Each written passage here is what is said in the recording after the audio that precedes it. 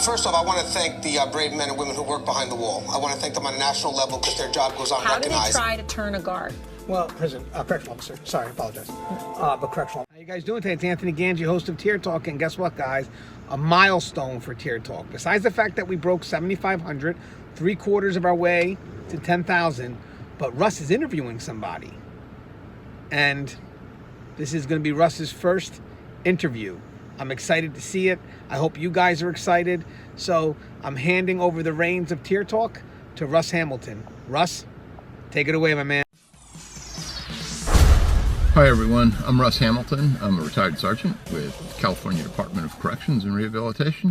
Hey there, Tier Talk fans. Russ Hamilton here. Hey, I just finished up a really great interview with Mike Arndt. He's the superintendent of the Lode Regional Juvenile Detention Facility here in Tuolumne County, California. Anyway, it's really kind of a special treat, not just because he was my former boss, but because you rarely get to see anything that happens behind the scenes when you're starting not just a brand new facility, but a brand new department. And I had the honor of being in on the ground floor of that particular thing. So I think you're really going to like this interview. I used it kind of as a way to catapult, to get some of you thinking about a potential career within juvenile corrections. You know, throughout my career, I was almost always involved only in adult corrections and only at state prisons.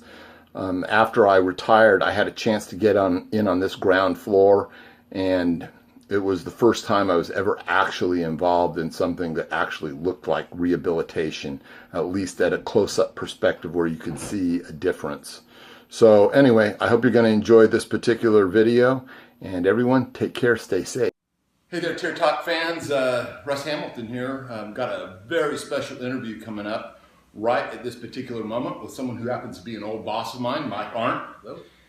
Anyway, we're here at the Lode Regional Juvenile Detention Facility, and the reason that I think that this is such a special interview for me to do is because this was not just a brand new facility, this was a brand new department as part of the Tuolumne County Probation Department, and this became the correctional arm of what the juvenile facility that they decided to build back. When was it?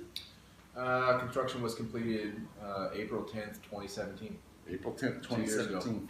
And so anyway, Mike Arndt here was the very first superintendent. And just to disclose a little bit here, I was also on the ground floor of this thing. So anyway, Mike, if you would just go ahead and, instead of starting with the very family, just give us a little background about you, your education, and how you came to be in this county. Sure. You know, I got a degree from Cal Poly San Luis Obispo in psychology, and then wanted to work with people, but I decided to pursue a graduate degree. So I ended up getting a master's degree in social work at Ohio State.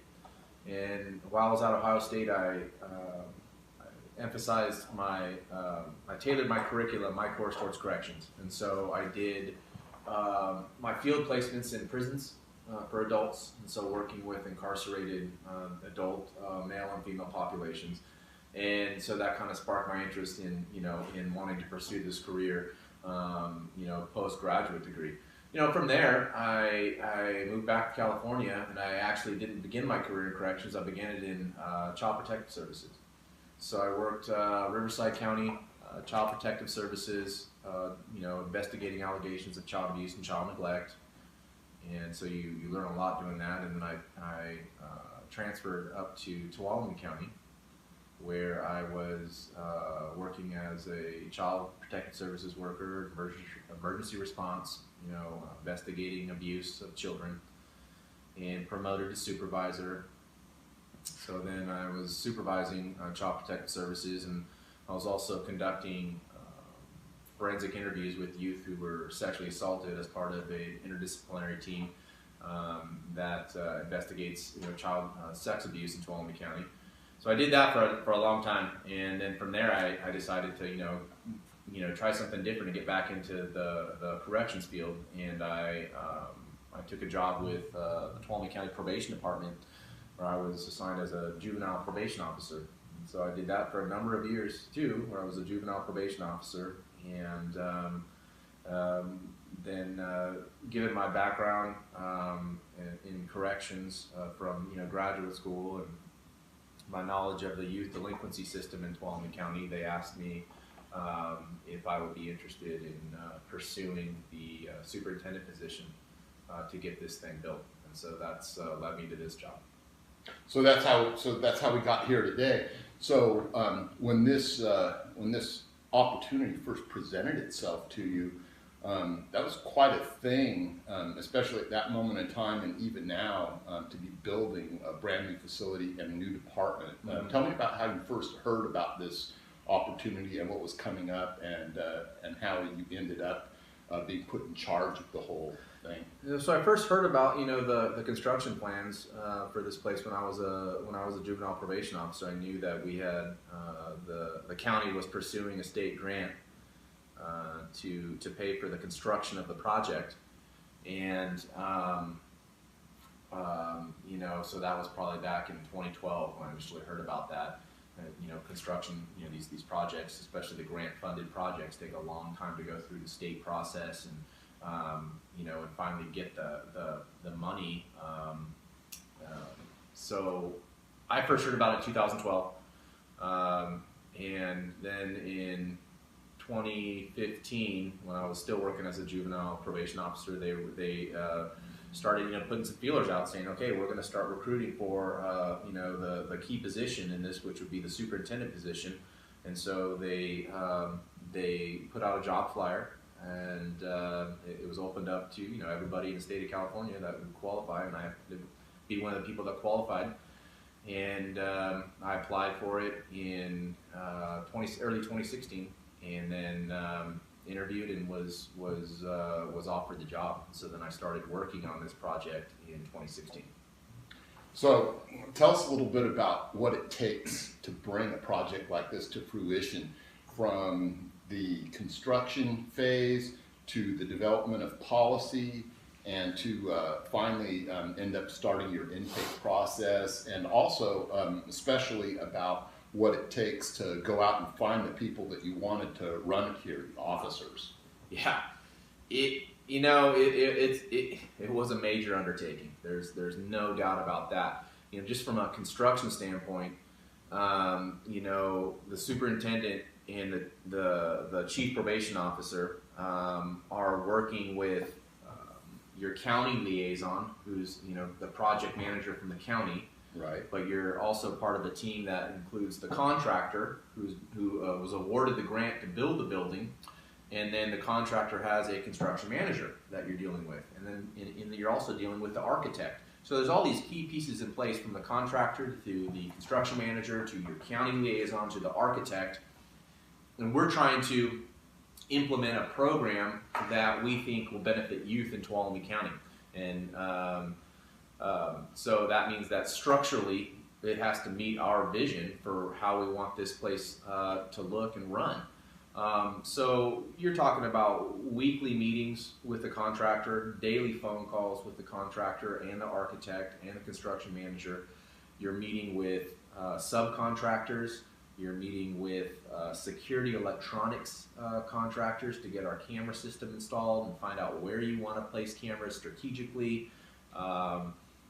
What the logistics of the security electronic system is going to look like, how it's going to operate, how user-friendly it's going to be, how long can it retain data, all these things, that all the security pieces that you need too. Where do we want to have youth enter the building? How do we want them to exit the building? What do you want your living unit to look like? Something, as simple as what colors do you want on the wall? So it is a robust and lengthy and tedious process, but it's one I feel like we did pretty successfully here. And then it comes down to, okay, when is it going to be done? Because we have to start hiring staff and training staff and getting staff certified, and you want to time all that, so that you can have staff trained and then certified by the time you open. But when construction is always a moving target, And so we didn't exactly know. And so we had to take our best guesstimate at that, And so then I think we started recruiting, I'm going to say late 2016, maybe, something like that. Mid 2016 for, our juvenile correctional officer positions. And finding the right people to fit the vision of what this place is was extremely difficult. I wanted diverse experience and people who could bring different things to the table. And so set out doing a series of interviews. We probably conducted over 100 interviews, 150 even. I don't know. It was a ton of interviews for the juvenile correctional officer positions, and we ended up selecting 12 people. The staff were the critical component. The construction and the working with the architect and the security electronics. That was key. But finding the right people to run the place and meet the mission and vision of this place is what sets this facility apart. Excellent. So, in dovetailing with the actual selection process of these individuals, and as well as what might be viewed by some as or what I might view as some people who are detractors of this, tell us a little bit about specifically what you looked for in these individuals, and about what the vision is for providing rehabilitation within these walls to these particular youths. Because I always viewed it from a viewpoint as hopefully we'll be able to for lack of a better term, to salvage some of these youths that might not otherwise make it. Mm-hmm. And I know that, and I don't know if you're in agreement with me on this or not, but you maybe can't get them all, but it's worth it to get some. So just tell us, about that whole philosophy. Yeah. So, the philosophy of our facility is we are a secure treatment center. These are youth who, left untreated, will victimize others and not matriculate to be pro-social adults who are good citizens, who work, pay taxes, take care of their children. My theory on this is, if we don't treat these youth, they pass on these same patterns, obviously, to their children, and it's a spiraling intergenerational pattern of dysfunction. And so we're trying to get each one of these kids to a higher level of functioning and make generational generational benefits, essentially. In order to do that, you need the right group of people. Okay? You need leaders. You need leaders who are mentors, who are teachers, and who want to correct behavior and provide alternatives to a lifestyle that is counterproductive, the best interest of themselves and the community. So in order to do that, you look for people with special skill sets. I have people who were formerly teachers, people who were formerly paramedics, people with diverse experience, former probation officer, former social worker, people who can bring a lot to the table. But then, being that it's a secure treatment center and we do deal with high-risk behaviors, you also need to have that security component. You need people with experience running a secure facility so that people are safe. So you look at people like Russ Hamilton, okay? When he applies, like, yes, because I saw you as somebody who could teach other people, other staff, how to be safe, how to be secure, how to look for contraband, how to dynamics of group supervision. Now, do we want all of that? No, I don't think we needed every single person in here to come in here with a extensive history in correctional supervision, but we certainly needed that element too. It's like piecing a puzzle together. You get all the right pieces in place. You were able to teach us and other staff here what to look for. how to keep people safe, how to keep yourself safe, how to keep the youth safe, how to discover contraband. And you're able to teach other people that component of that. And then I have, people with more of a social work background who are, teaching other staff on how to work with the youth. So I think once we pieced that puzzle together and found the pieces that we needed, we came together with, was just a phenomenal team. So it took everybody with diverse experience. But again, and then, going back to the mission is, to prevent these youth from matriculating right to our county jails, right to our state penal system. And that starts here. I believe in early intervention, and I believe that a lot of these kids can be saved from that life, and society can be saved from the behaviors that they'll exhibit in victimizing others if they don't receive the intervention that they need. So I'm a big proponent of youth secure treatment done the right way, because a lot of these kids we do save, and society reaps the benefit. Excellent. So what would you say to someone who's in a position that they're thinking about moving into corrections, and particularly this field of juvenile corrections, with regard to, either how difficult it is, the type of demeanor that you have to have in order to be successful at it, and what a person could expect with regards to both successes and failures with regard to the rehabilitation process? Yeah, I would say that, you need to be patient, for one, and if you want to get into the youth correctional system, the youth treatment center, it's really evolved into a fusion of social work and law enforcement. So we're enforcing rules and incentivizing pro-social conduct. So you have to be prepared to wear multiple hats. There can be certain situations where you're going to be in a use of force situation or have to go hands-on. But then 5 minutes later, you're going to be sitting down with that youth, counseling them on what went wrong, why it happened, and how we can prevent it in the future. So you have to be ready to use your communication skills, be extremely patient and compassionate, because these kids have had extremely traumatic backgrounds, and so if you can't view their behaviors within the lens of what they've experienced in their lives, you probably won't be successful in this, working with our youth populations. But if you can wear those dual hats, and you can say, okay, you know what, yes, I'm a peace officer, but I am also a leader and a mentor, and I'm here to help this youth reach their potential, you can be highly successful in it.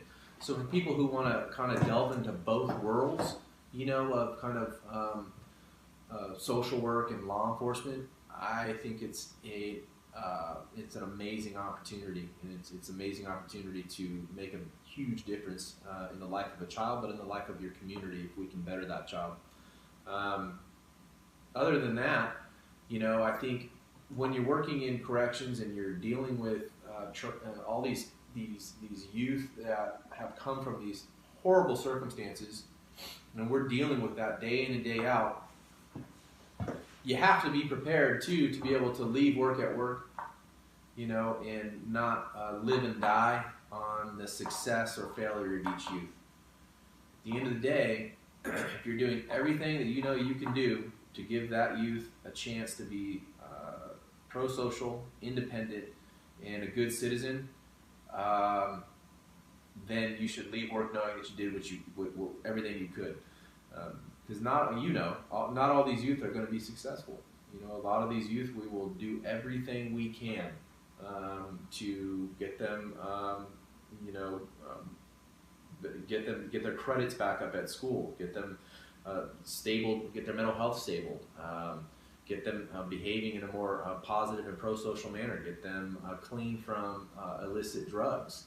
And they do great when they're here, but when they leave, they fall back into negative patterns of conduct, and maybe we see them end up in jail or end up in prison.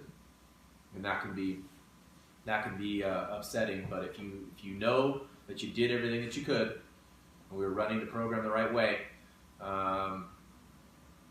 then you should hold your, hang your hat on that and be able to leave work at work and not live and die on that when you go home each day. That's the hard part, I think. So you have to take the successes and then just resign yourself to a degree. Yeah. With the failures. Yeah, I think you do. So I saw even in the short time that I was here, some successes that I would label as shocking to myself, having come from a much more severe background, if you will, in adult corrections, where I dealt with the worst of the worst. So mention, just to the degree that you can, some surprises that you've seen along the way that you thought weren't going to make it, and yet somehow they popped up and things were okay. Absolutely. I mean, being that I was a CPS worker in this county for a long time, and then moved into probation and ultimately youth detention. I've had the unfortunate experience of placing the same child in protective custody when they were a little child because they were abused, to later them matriculating into our juvenile justice system and having to arrest that same youth. So I'm acutely familiar with our population here in Tuolumne County, and there have been a couple of kids that have come through here that I've actually placed in foster care when they were kids because they were so abused, neglected by their parents, and then eventually they were arrested and placed back here. That I didn't think were going to make it. I thought, man, they've been through too much. They're not going to graduate high school. They're never going to comply with rules. But one youth in particular, he graduated high school here. He's leaving next week and has spent the last, 565 days in custody. When he came in, he was suicidal, combative, non-compliant, wouldn't take medication, wouldn't follow simple rules, was assaulted towards staff and other youth. And in the time, I've seen him completely transform. He's graduated high school in here. He takes his medication.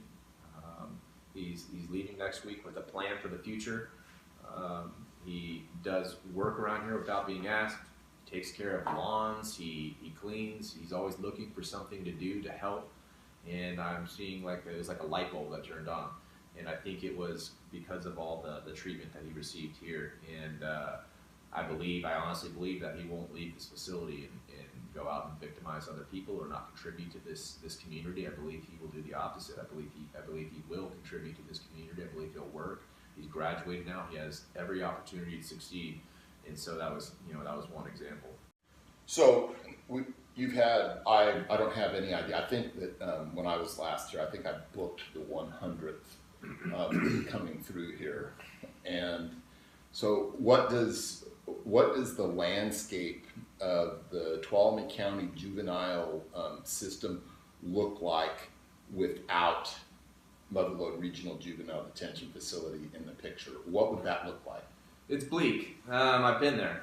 For a number of years, we operated our juvenile probation unit with no detention center. And so what we would do is we would contract with what other counties would accept our youth. And those happen to be Kern County, Bakersfield, right, and Nevada City. So 3.5 hours north. So it was either 3.5 hours south or 3.5 hours north. And so when there was a high-risk youth that needed secure detention, we would arrest them and we would transport them 3.5 hours one way, 3.5 hours the other way, depending on who would take the booking. It was not good for our youth. They didn't get contact with their probation officer. They didn't have contact with their families. Many of our families can't drive 3.5 hours to go see their youth, and the families are a big part of the rehabilitative process. So it was, our outcomes were extremely poor. If we didn't have this facility, outcomes for the youth would be much worse, and that's correlated with outcomes for the community, because left untreated, these youth will victimize others. And so what we want is we want a healthy community. And so having a functional treatment center has contributed immensely, I believe, to the overall health of our youth, but also our community. So without it, it's not good. So simply, the way that I saw a lot of it when I was here was that, simply being able to get the youth out of the environment that they're in, you can't do that if you don't have a facility like this close at hand. No. So this really became a tool for the county. Now, budgets being what they are, and people being what they are, and different motivations in play, there have been obviously some detractors to this place. What would you say to those detractors?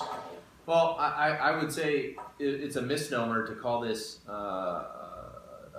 just a juvenile hall where you just lock kids up. And I think that's what a lot of detractors will say. Well, why should we just lock kids up? And why should we? And then equally, why should we pay for it?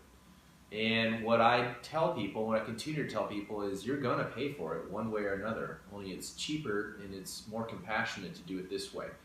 If we don't treat these youth locally, they will matriculate to our county jail, they will matriculate to our state prisons, they will be super users of social services,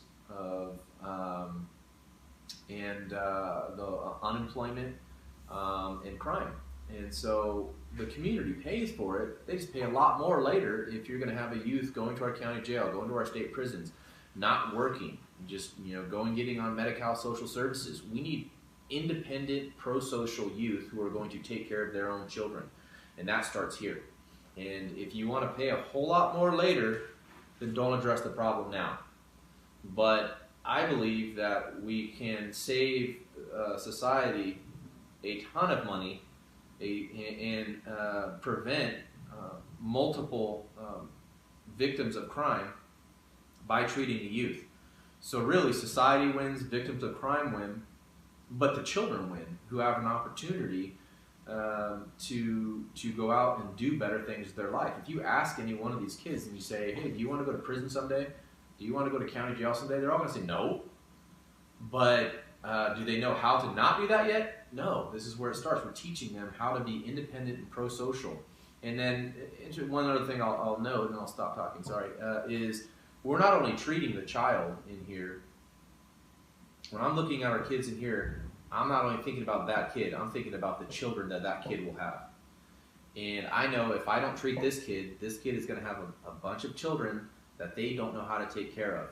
And then that costs society a ton of money too. I learned that from the Child Protective Services system. It's exponential. Exponential, yeah. So if you invest some money up front and do it the right way, victims of crime win, and the community economically, I believe, comes out way ahead. Yeah, so obviously, rehabilitation is probably the biggest selling point, but there is an element too of just sheer public safety. Sure. Because there's simply some kids out there, unfortunately, that left out in public are going to do some things that are going to create victims out there. Absolutely. And we don't want that. We don't want that either. I would feel that in this county, you would want a place that you could, safely house them and have that chance, that shot, no matter how small it is, at rehabilitation. But at the same time, keep the public safe, from physical harm, from property damage, theft, everything that goes along with all these bad behaviors. Burglary, a lot of burglaries, and Yes. a lot of Vandalism, physical assaults. Your juvenile sex crimes. I mean, there are some very serious behaviors out there where there's a lot of victims that are victims because of youth, and they need to be protected for some of these kids, and so this place, fills that void, and we're able to take those youth and keep the public, keep them safe. Well, fantastic, outstanding job then. So I'm gonna let you go ahead and have one final word on one thing I'm gonna introduce here, and I want to say something to all of the viewers here. This particular job, corrections, isn't for everybody. And for juvenile corrections, there's even fewer that can really, flourish in it. But somebody has to do it, and somebody has to step forward. So this is something that if you've thought about working in corrections, if you've thought about working with juveniles, I'd love to see more people proactive. And instead of the people out there that say, man, you shouldn't do that, I wouldn't want to do that job. Well, somebody has to. So if you'd like to encourage someone that's thinking about it. I absolutely would. If you want to make the difference in the life of a traumatized child, and a lot of our traumatized youth end up in the youth correctional system, this is the perfect spot for you. If you care about the overall health of your community, if you care about the life of a child, and you want to see future generations flourish, this job is perfect for you. If you can be patient, if you can be empathetic, but you can also hold youth accountable, because there's also that law enforcement component to it. If you can play both of those roles, it's something that can be extremely rewarding. And so I would encourage you to pursue those endeavors. Awesome. Well, thank you very much, Mike. Thank you, Russ. It was a pleasure working for you for those years. And, I'm still jazzed about this place, because I do think that, down through the time I was here, I may have made just some minor corrections to some youth, but, in the end, that trajectory hopefully ends up a long ways from where they would have been. There you go. Appreciate it, bud. You bet. All right, guys. We'll see you. And this will be released on Keepers of Chaos and Tier Talk. Everyone stay safe.